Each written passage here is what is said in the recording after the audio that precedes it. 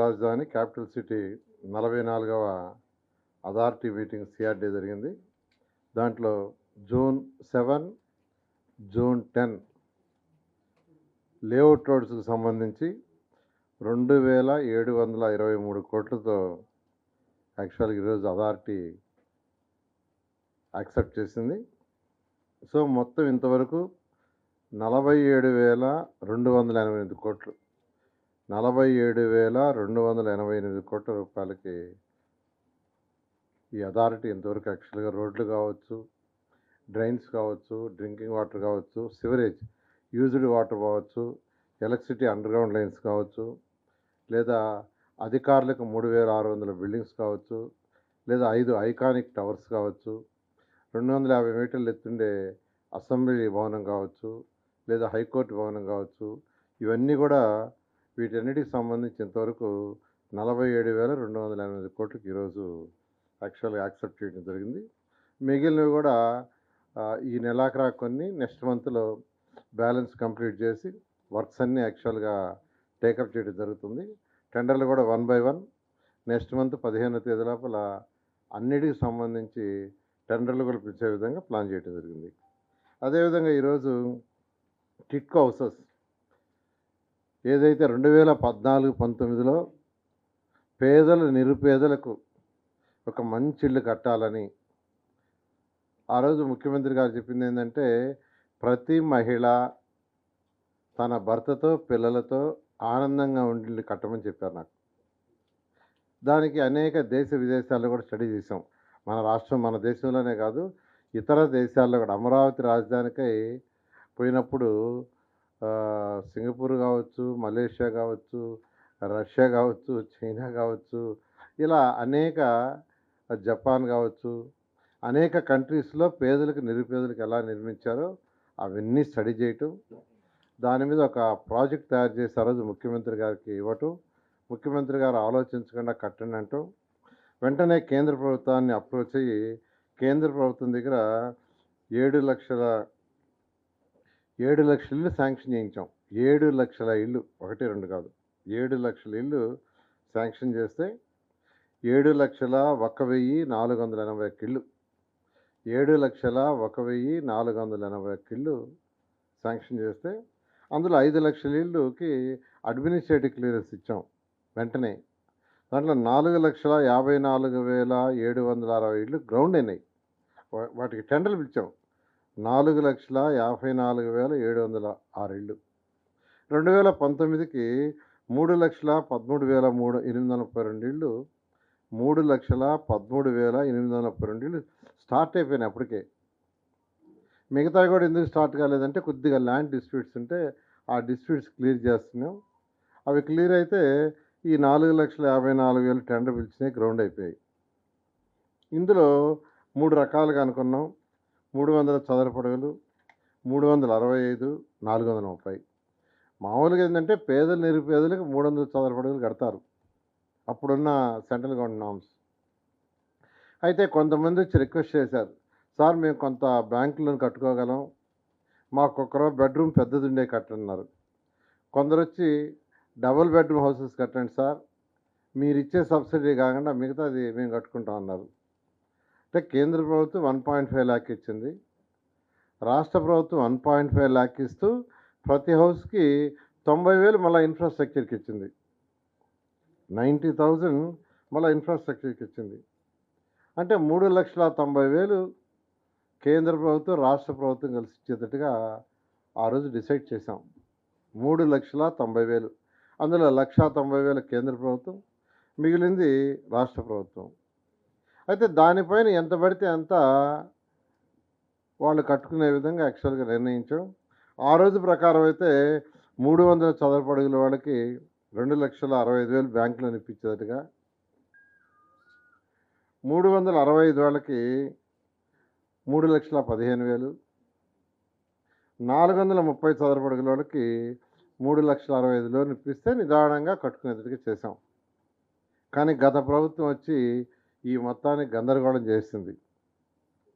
గందరగోళం చేసేసి ఉన్న అంటే ఏదైతే టెండర్లు పిలిచామో 4,54,000, అందులో 2,61,000 నుంచి మిగతాన్ని క్యాన్సిల్ చేశారు. 2,61,640 ఇళ్ళు మాత్రమే ఉంచారు. అదే తెలుగుదేశం ప్రభుత్వం గానీ అప్పుడు కంటిన్యూ అయ్యుంటే ఆ 7 లక్షల ఇళ్ళు అయిపోయిండేవి. మా ప్లాన్ 7 లక్షల ఇళ్ళని 38,265 వేలతో చేయాలనుకుంటే 38,000 కోట్లు సుమారుగా చేయాలని ప్లాన్ చేస్తే వాళ్ళు అవన్నీ కట్ చేసేసి 7 లక్షల ఇళ్ళని కేవలం 2,61,000 తీసుకొచ్చారు. కానీ ఆ 2,61,000 ఇళ్ళన్నా పూర్తి చేశారంటే అవి కూడా చేయలే. ఆ 2,61,000లో తెలుగుదేశం ప్రభుత్వం అప్పుడు 77,000 ఆల్మోస్ట్ పూర్తి చేసాం మేమే. ఆ 2,61,000లో 2014-19లో మేమే పూర్తి చేసాం. 50-75% దాకా 64,000 ఇళ్ళు అయినాయి. మేమే పూర్తి చేసినాం. 25% నుంచి 50% దాకా 49,000 ఇళ్ళు అయినాయి. 25% బిలో 1,22,000. కానీ వాటిలన్నా పూర్తి చేశారంటే అవి కూడా చేయలే. అవి కూడా చేయకుండా అలాగే వదిలేశారు.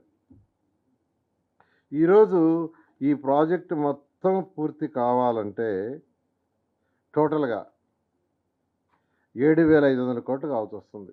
ఈ 2,61,000 పూర్తి చేయాలంటే 7,517 కోట్లు కావాలి.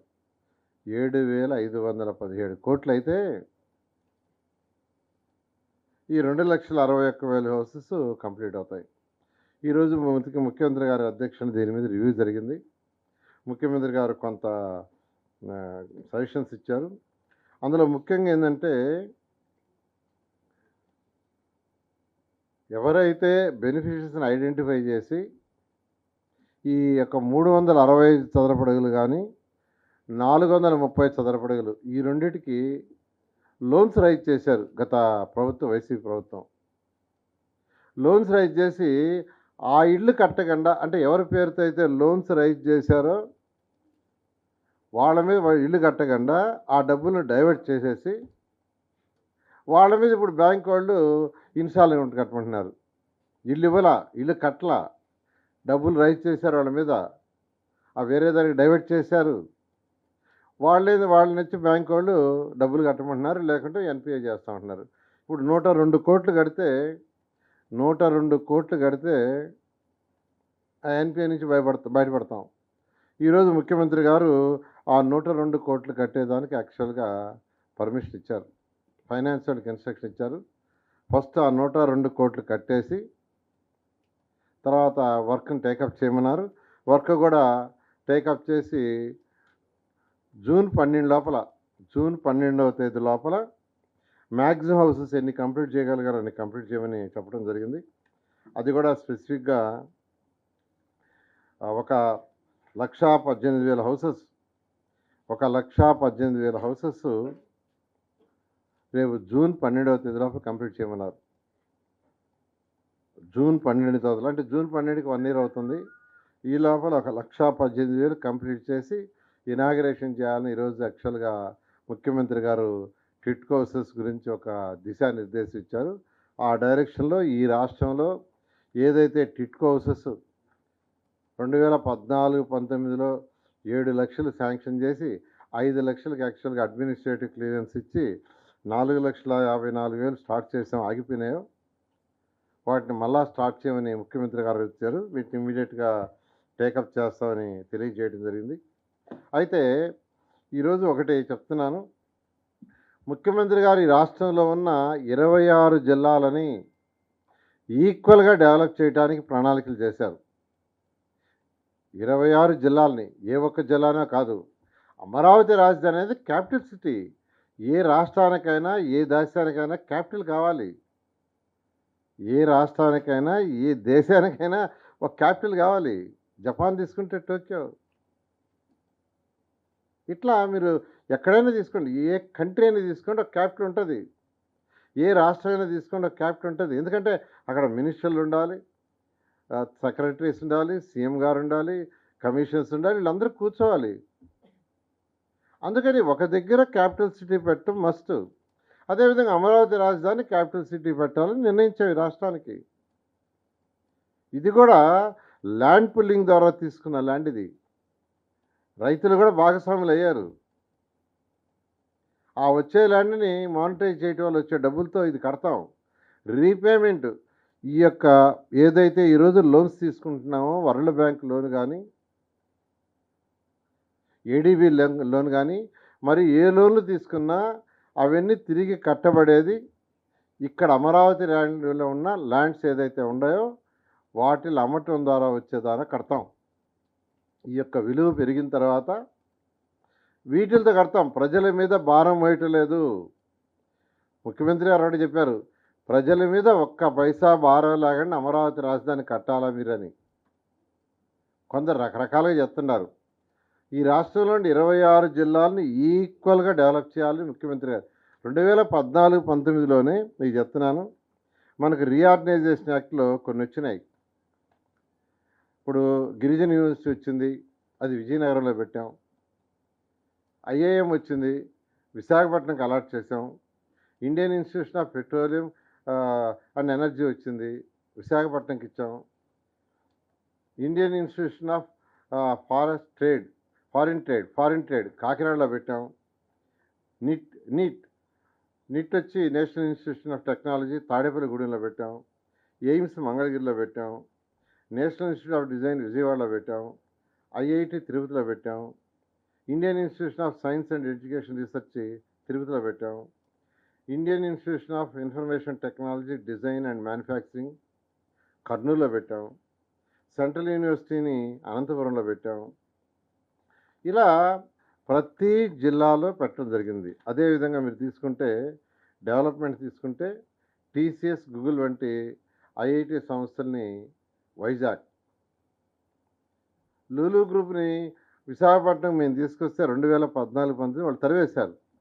మళ్ళీ ఇప్పుడు వాళ్ళు బ్యాక్ తీసుకొచ్చాం. అదేవిధంగా డ్రోన్స్ హబ్గా ఎక్కడ పెడుతున్నాం? 300 ఎకరాల్లో కర్నూలులో పెడుతున్నాం. కర్నూలు.